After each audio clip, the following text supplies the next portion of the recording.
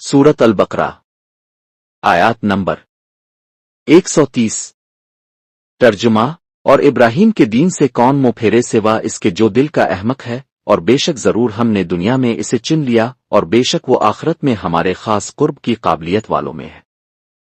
تفسیر صراط الجنان ترجمہ اور جو منہ پھیرے علماء یہود میں سے حضرت عبداللہ بن سلام رضی اللہ تعالی عنہ نے اسلام لانے کے بعد اپنے دو بھتیجوں مہاجر وسلمہ کو اسلام کی دعوت دی اور ان سے فرمایا کہ تم کو معلوم ہے کہ اللہ تعالیٰ نے توریت میں فرمایا ہے کہ میں اولاد اسماعیل سے ایک نبی پیدا کروں گا جن کا نام احمد ہوگا، جو ان پر ایمان لائے گا وہ کامیاب ہے اور جو ایمان نہ لائے گا وہ ملعون ہے۔ یہ سن کر سلمہ ایمان لے آئے اور مہاجر نے اسلام قبول کرنے سے انکار کر دیا۔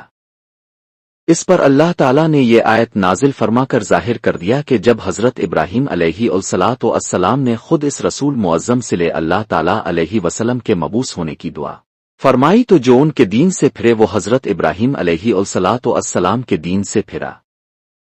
اس میں یہود و نصار اور مشرکین عرب پر اشارہ کلام ہے جو اپنے آپ کو فخر کے طور پر حضرت ابراہیم علیہ السلام کی طرف منسوب کرتے تھے کہ جب یہ لوگ دین ابراہیمی سے پھر گئے تو پھر ان کی عظمت و شرافت کہاں رہی۔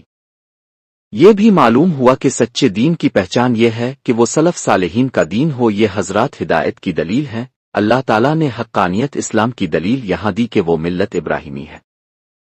ترجمہ ہم نے اسے چن لیا۔ اللہ تعالیٰ نے حضرت ابراہیم علیہ السلام کو رسالت و خلت کے لیے چن لیا، یعنی اب کو اپنا رسول اور خلیل بنایا۔